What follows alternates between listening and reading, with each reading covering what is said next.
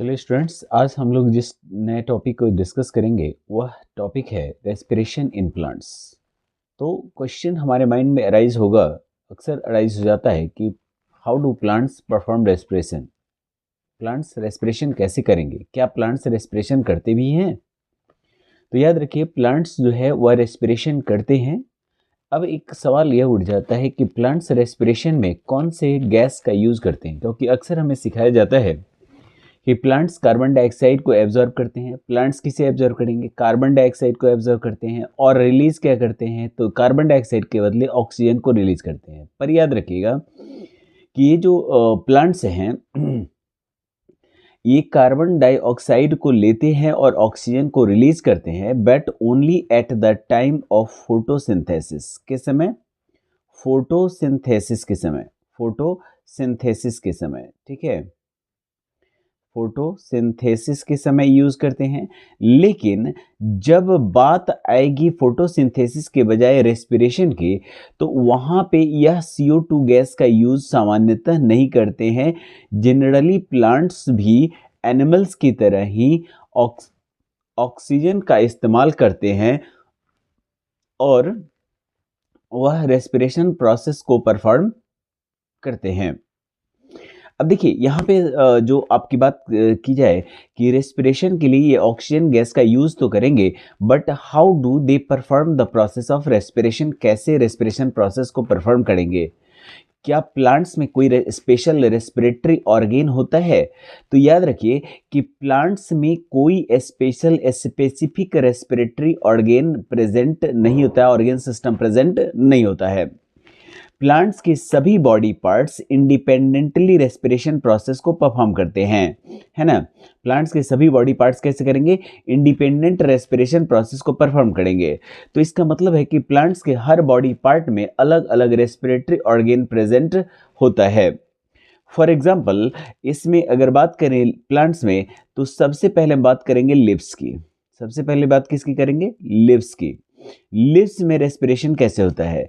Lips कहें या हम यूं कह सकते हैं कि न्यूली ग्रोन पार्ट, ठीक है, newly grown part.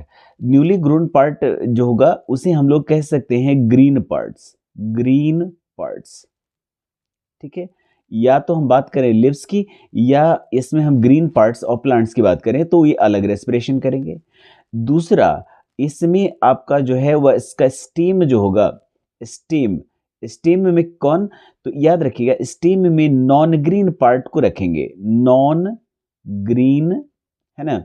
Non green जो पार्ट होगा उसकी बात करेंगे, ठीक है, नॉन ग्रीन पार्ट, ठीक है। उसके बाद आप बात करेंगे कि इसमें रूट्स क्या क्या होगा, रूट्स में कैसे रेस्पिरेशन होगा, है ना। रूट्स में रेस्पिरेशन कैसे होगा? क्योंकि याद रखिएगा, याद रखिएगा कि रूट्स में कैसे रेस्पिरेशन होगा? तो रूट्स में जो रेस्पिरेशन होगा, रूट्स में जो रेस्पिरेशन होगा, इसके लिए इसके पास अलग से प्रोसीजर, अलग से प्रोसेस होता है, ठीक है। अब देखिए, ऐसा इसलिए होता है, प्लांट्स में कहेंगे कि सर क्या ये सारे पार्ट्स अलग अलग रेस्पिरेशन करेंगे? तो बिल्कुल, कारण यह होता है इसका कि जो ये आपके पार्ट्स होते हैं लिप्स में या रूट्स में या स्टेम्स में, तो इसमें अलग अलग रेस्पिरेशन करने का सबसे बड़ा और मेन इंपॉर्टेंट रीजन होता है कि इनके पास कोई खास ट्रांसपोर्ट सिस्टम नहीं होता, जिससे एक पार्ट अगर रेस्पिरेशन करता है तो ऑक्सीजन सभी पार्ट्स को पहुंच जाए। और प्लांट्स के सभी बॉडी पार्ट्स में लिविंग सेल्स तो होंगे, और अगर लिविंग सेल्स हैं तो रेस्पिरेशन के लिए रेस्पिरेशन भी चाहिए, क्योंकि रेस्पिरेशन से ही एनर्जी रिलीज करेंगे। और हर पार्ट को रेस्पिरेशन के लिए क्या चाहिए? ऑक्सीजन। देखिए, कुछ ऐसे प्लांट्स हैं जो बिना ऑक्सीजन के भी रेस्पिरेशन कर सकते हैं, जैसे कि आप अगर बात करें विदाउट ऑक्सीजन अगर कोई प्लांट रेस्पिरेशन कर सकता है, तो जैसे एग्जाम्पल मान लें बनियान। क्या मान लेंगे? बनियान। तो बनियान ट्री जो है वह एक ऐसा ट्री है जो सामान्यतः यह जाना जाता है कि यह बिना ऑक्सीजन के भी रेस्पिरेशन प्रोसेस को परफॉर्म करता है। देखिए, प्लांट्स में रेस्पिरेशन का जो रेशियो होता है वो अलग अलग होता है। देखिए, डे टाइम जो होता है, डे में यानी डे टाइम जो होता है उस समय, ठीक है, फोटोसिंथेसिस का रेशियो बढ़ जाता है, फोटोसिंथेसिस ज़्यादा होता है और रेस्पिरेशन का जो रेशियो होता है वो कम हो जाता है। यूँ कह सकते हैं कि रात्रि में यानी कि दिन के अपेक्षा रात्रि में रेस्पिरेशन जो होता है केवल रेस्पिरेशन होगा और उस समय कार्बन डाइऑक्साइड प्लांट्स रिलीज करेंगे लेकिन ऑक्सीजन रिलीज नहीं करेंगे, जबकि डे टाइम में वह जितना ज़्यादा एटमॉस्फेयर से कार्बन डाइऑक्साइड एब्जॉर्ब करते हैं उससे कहीं ज़्यादा ऑक्सीजन को रिलीज करते हैं। अच्छा, उसी रिलीज्ड ऑक्सीजन में से वह कुछ अमाउंट ऑफ ऑक्सीजन अपने रेस्पिरेशन के लिए यूज कर लेते हैं और रेस्ट ऑफ बचा हुआ ऑक्सीजन एनवायरनमेंट में रिलीज कर देते हैं। तो ये देखिएगा कि डे और नाइट में आपका जो है वह डे और नाइट में बात करें तो इनका जो है वह आपका जो है रेस्पिरेशन का जो रेट होगा, है ना, वो अलग अलग होगा। खैर, रेस्पिरेशन करते कैसे हैं इस पर हम लोग कॉन्सेंट्रेट करेंगे। देखिए, अगर बात करें लिप्स की तो लिप्स में एक पार्ट होता है जिसे हम लोग कहते हैं स्टोमाटा। ये हमने फोटोसिंथेसिस में हम लोगों ने पढ़ा था कि लिप्स में होता है स्टोमाटा। यही गैसियस एक्सचेंज प्रोसेस को परफॉर्म करने के लिए रिस्पॉन्सिबल होता है। कारण कि गैसियस एक्सचेंज इसलिए कह रहे हैं कि डे टाइम में यह क्या करता है कि यह ज़्यादा से ज़्यादा अमाउंट में कार्बन डाइऑक्साइड लेता है और ऑक्सीजन को छोड़ता है। ठीक है, दिन के समय वह मोस्टली कार्बन डाइऑक्साइड लेगा और ऑक्सीजन छोड़ेगा, लेकिन नाइट में यह उल्टा प्रोसेस कर लेता है, एटमॉस्फेयर से ऑक्सीजन को ले लेता है, ऑक्सीजन को ले लेता है और उसके बदले में यह एटमॉस्फेयर में कार्बन डाइऑक्साइड का अमाउंट रिलीज कर देता है। अब बात करें स्टोमेटा की तो स्टोमेटा कहाँ पर प्रेजेंट होंगे, स्टोमेटा कैसे दिखते हैं और स्टोमेटा कैसे गैसेस एक्सचेंज प्रोसेस को परफॉर्म करते हैं, इसको हम लोग देखेंगे। इसके बाद अगर बात करें हम स्टीम की तो जो ये स्टीम होता है इसमें स्टीम में एक स्टीम में छोटे छोटे होल्स होते हैं जिन्हें हम लोग कहते हैं लेंटिकल्स। क्या कहेंगे इसे? लेंटिकल्स कहते हैं। अब लेंटिकल्स जो हैं वह इसमें गैसेस एक्सचेंज प्रोसेस में हेल्प करेंगे, यानी कि वह ब्रीदिंग या रेस्पिरेशन प्रोसेस में हेल्प करेंगे। ठीक है, इसके बाद बात करें अगर रूट की तो रूट में कौन सा पार्ट होगा, तो रूट में प्रेजेंट होते हैं रूट हेयर्स। क्या होंगे? रूट हेयर्स होते हैं और रूट हेयर्स ही, ठीक है, इसमें ब्रीदिंग प्रोसेस में हेल्प करेंगे, रेस्पिरेशन में हेल्प करेंगे। अब अगर लिप्स में देखें तो लिप्स में देखिएगा, लिप्स में आप देखेंगे तो इसमें दो सरफेस होता है, एक होता है अपर एपिडर्मिस और दूसरा होता है लोअर एपिडर्मिस। ठीक है, अपर एपिडर्मिस इम्परवियस लेयर होता है क्योंकि इसके ऊपर क्यूटीन की एक लेयर चढ़ी होती है जिसके कारण यहाँ पर यह वाटर या गैसेस के लिए इम्परवियस हो जाता है, इसमें से ये पास आउट नहीं हो सकते हैं, यानी वह यहाँ से एक्सचेंज नहीं कर सकता। अच्छा, लोअर एपिडर्मिस जो लीफ के लोअर सरफेस पर रीजनेबल मतलब जनरली प्रेजेंट होता है, यहां पर आप देख रहे होंगे कि यह एपिडर्मल लेयर तो है लेकिन इसमें छोटे छोटे गैप्स भी आपको दिख रहे होंगे। इन्हीं गैप्स को हम लोग कहते हैं स्टोमाटा और इसी स्टोमाटा से वह लिप्स गैसेस एक्सचेंज प्रोसेस को परफॉर्म करते हैं। अब यहाँ पे देखेंगे स्टोमेटा का स्ट्रक्चर कैसा होता है। देखिए, स्टोमेटा जो होता है यह दो लिविंग सेल्स का बना हुआ होता है जिसे हम लोग कहते हैं गार्ड सेल, है ना। दो लिविंग सेल का बना हुआ होता है जिसे हम लोग क्या कहते हैं? गार्ड सेल कहते हैं। यह बीन्स सेप्टे या सेम के बीज के आकार का होता है। जिस समय गैसेस एक्सचेंज की बात होती है तो स्टोमेटा क्या होता है कि ये क्या करते हैं? वाटर को एब्जॉर्ब कर लेते हैं और वाटर को एब्जॉर्ब करेंगे तो इनके आसपास जो है, याद रखिएगा कि इन्हें रिमूव करने के लिए स्पेस नहीं होता। तो ऐसे कंडीशन में यह लिप्स जो हैं वह बेंड हो जाते हैं क्योंकि वह ग्रीन पार्ट में होते हैं और उनमें फ्लेक्सिबिलिटी होने के कारण ये बेंड हो जाएंगे और इस तरह इनके बीच पोर्स हो जाता है और इन्हीं पोर्स को हम लोग कहते हैं स्टोमाटा। ठीक है, क्या कहेंगे इसे? स्टोमाटा कहेंगे। ठीक है ना, स्टोमाटा कहेंगे। इन्हीं से यह गैसेस एक्सचेंज प्रोसेस को परफॉर्म करते हैं, यानी अगर फोटोसिंथेसिस करेंगे तो कार्बन डाइऑक्साइड लेंगे और अगर और ऑक्सीजन को रिलीज करेंगे और रेस्पिरेशन करेंगे तो ऑक्सीजन लेंगे और कार्बन डाइऑक्साइड को रिलीज करेंगे। अब यहाँ पे देखेंगे कि अगर ये गैसेस एक्सचेंज प्रोसेस परफॉर्म कर लेते हैं तो क्या ये होल्स खुले रह जाएंगे? तो याद रखें, ये होल्स खुले हुए नहीं रहते हैं। धीरे धीरे करके ये क्या होंगे कि ये स्ट्रेट हो जाते हैं, ये क्या हो जाएंगे, स्ट्रेट हो जाएंगे, और वो एक दूसरे से एकदम से लीगली एट अटैच्ड हो जाते हैं, जिससे यह पोर क्या होता है, तो क्लोज हो जाएगा। फिर उस क्लोज होने के समय यह जो एक्स्ट्रा वाटर एब्जॉर्ब करके रखता है, that was released into the atmosphere, यह एटमॉस्फेयर में यहाँ से प्रेजेंट वाटर को छोड़ दिया जाएगा। और इस तरह यह एक प्रोसेस को परफॉर्म करते हैं जिसे हम लोग कहते हैं ट्रांसपिरेशन। क्या करेंगे? ट्रांसपिरेशन करेंगे, और इसी दौरान वह अपने स्टोमेटल पोर्स को ओपन और क्लोज करते हैं। ये दो स्टेट्स में हो गए, एक ओपन स्टेट्स और दूसरा हो गया क्लोज स्टेट। ठीक है, दो अवस्थाएं इसकी होगी, और इस तरह वह गैसेस एक्सचेंज प्रोसेस को परफॉर्म करेंगे। ठीक है, अब बात करते हैं हम लोग कि प्लांट की बॉडी के अदर पार्ट्स। जैसे हम यहाँ पे लिव्स हैं, तो इसके ठीक नीचे जो नॉन ग्रीन पार्ट, जो स्टेम होता है, जो बार्क से कवर्ड होता है, बार्क का मतलब हो गया छाल, ये जो non living cover of plant body होता है स्टेम में, उसी को हम लोग कहते हैं बार्क। ठीक है, तो देखिए, बार्क में जो है, उस बार्क में छोटे छोटे होल्स होते हैं। इन होल्स के थ्रू ही इसके अंडरलाइंग लिविंग सेल्स, यानी बार्क तो नॉन लिविंग है, इसे रेस्पिरेशन की जरूरत नहीं होती है, लेकिन इसके ठीक नीचे प्रेजेंट जो लिविंग सेल्स होते हैं, ठीक है, जिसे हम लोग कैम्बियम कहते हैं, वहां पर जो प्रेजेंट सेल्स होंगे, वह कैसे ब्रीदिंग करेंगे, तो इन्हीं लेंटिकल्स के थ्रू ब्रीदिंग प्रोसेस को परफॉर्म करते हैं, गैसेस एक्सचेंज प्रोसेस को परफॉर्म करते हैं। लेकिन याद रखिए, ये लेंटिकल्स ओपन और क्लोज नहीं होते स्टोमेटा की तरह। ठीक है, ये जो है वह ऑलवेज ओपन स्टेट में रहते हैं, ऑलवेज ओपन स्टेट में रहते हैं, और इसलिए एक लिमिटेड टाइम ऑफ पीरियड के बाद इन पोर्स के प्लेसेस को स्लाइटली चेंज कर दिया जाता है।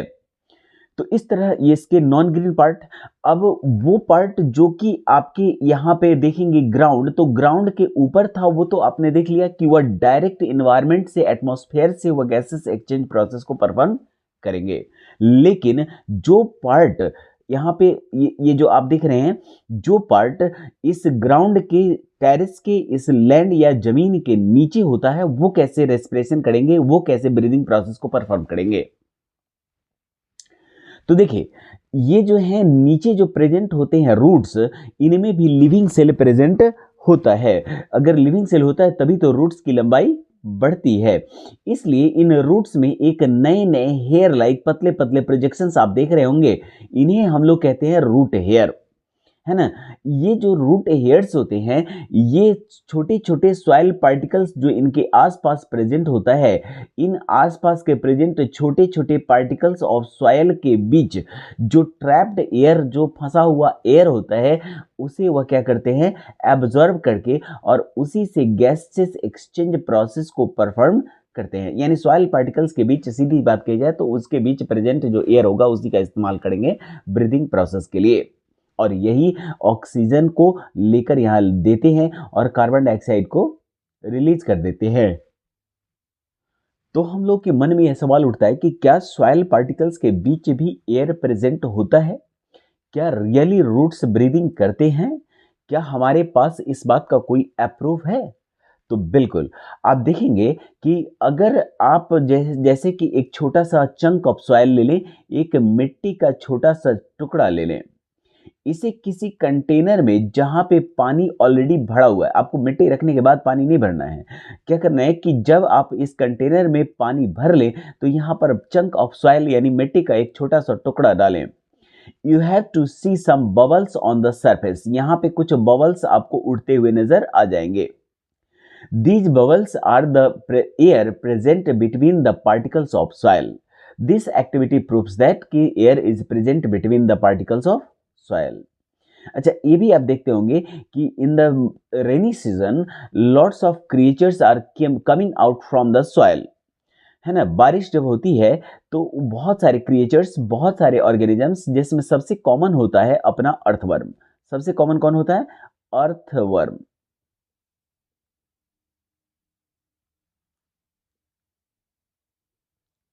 अर्थवर्म। देखते होंगे ये अर्थवर्म बाहर आ जाता है। आखिर बारिश के मौसम में इसके बाहर आने की क्या जरूरत? क्या इसे बारिश का मौसम अच्छा लगता है? क्या इसे बादल देखना अच्छा लगता है? क्या इसे बिजली की आवाज सुनाई देती है? ऐसा कुछ भी इसके साथ नहीं होता। ये बहुत सिंपल ऑर्गेनिज्म है। इसलिए यह सॉइल से बाहर इसलिए आ जाता है कि जब बारिश होती है तो soil has to absorb lot of amount of water, and due to the absorption of water the molecules present between the particles of soil are get released into the atmosphere, so the soil becomes deficient in air. Due to deficiency of air, the organisms which are present in the soil are unable to perform the process of breathing, and so it came out on the surface to perform the process of breathing directly from the atmosphere.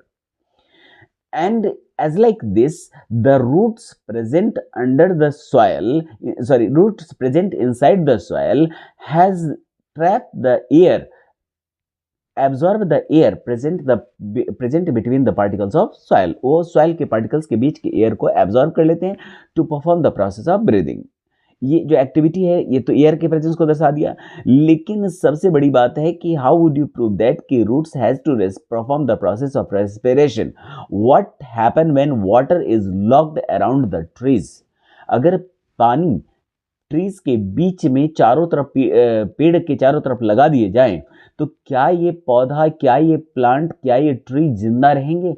तो आप देखेंगे when water is locked around the roots of the trees, around the trees after some duration, not so quickly, क्योंकि plants exactly और quickly response करने के लिए बने हुए नहीं है एज लाइक एनिमल्स। तो when it locked for longer duration the plants starts dying, drying नहीं कर सकते हैं, इट स्टार्ट्स डाइंग, वह मरने लगते हैं। तो भाई पानी तो प्लांट की ज़रूरत है। सवाल यह भी है कि प्लांट को पानी तो चाहिए, लेकिन एक्स्ट्रा लॉक्ड होने के कारण यहाँ पे क्या होता है कि वाटर, यहाँ सॉइल जो है वह एयर से डिफिशिएंट हो गया। So the roots of the plants are unable to survive. Plants के जो रूट्स हैं वो सर्वाइव करने में कैपेबल नहीं है, जिंदा नहीं रह सकते, और इसलिए रूट्स मर जाते हैं या मरने लगते हैं। रूट्स अगर मरने लगते हैं तो क्या प्लांट सर्वाइव करेगा? क्योंकि वो रूट्स की बदौलत ही सर्वाइव कर रहा है, रूट्स ही से वाटर एब्जॉर्ब करके देंगे। अगर रूट्स ही मर गए तो इसे वाटर नहीं मिल पाएगा, इसे मिनरल्स नहीं मिल पाएंगे, इसे सपोर्ट नहीं मिल पाएगा। तो सपोर्ट तो बाद में, पहले तो इसे वाटर और मिनरल्स नहीं मिलेंगे जिससे फोटोसिंथेसिस नहीं करेगा, और इस तरह से प्लांट्स मर जाएंगे। ठीक है स्टूडेंट्स, तो ये एक्टिविटी भी प्रूव कर देता है कि रूट्स इंडिपेंडेंटली ब्रीदिंग प्रोसेस को परफॉर्म करते हैं। अब आपके मन में सवाल उठेगा कि एक पेड़ हम लोग देखते हैं, एक पेड़ जो है वह अक्सर देखा जाता है जिसे हम लोग कहते हैं मैनग्रोव, है ना? क्या है? मैनग्रोव है। अच्छा देखिए, मैनग्रोव जो है, देखिएगा यहाँ पे, ये मैनग्रोव अक्सर जो है वह कीचड़ वाले एरिया में पाया जाता है, ज़्यादातर दलदली इलाकों में पाया जाता है, डेल्टाई प्रदेशों में, जैसे कि सुंदरबन डेल्टा है। अब how do the mangrove plants has to perform the process of breathing. Plants जो हैं, मैनग्रोव प्लांट्स कैसे ब्रीदिंग प्रोसेस को परफॉर्म करते हैं?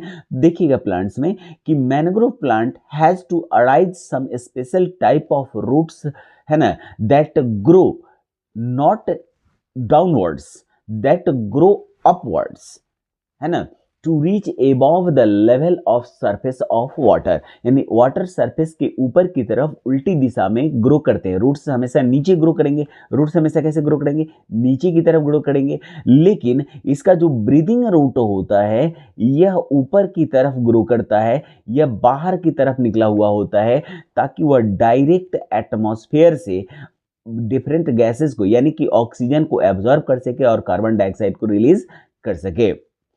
तो इस तरह से आप देखेंगे स्टूडेंट्स कि प्लांट्स जो है उसके अलग अलग पार्ट्स, अलग अलग प्रोसेस से, यानी अलग अलग पार्ट्स का यूज करते हैं ब्रीदिंग प्रोसेस के लिए। ठीक है, अलग अलग पार्ट्स इंडिपेंडेंटली ब्रीदिंग प्रोसेस को परफॉर्म करते हैं।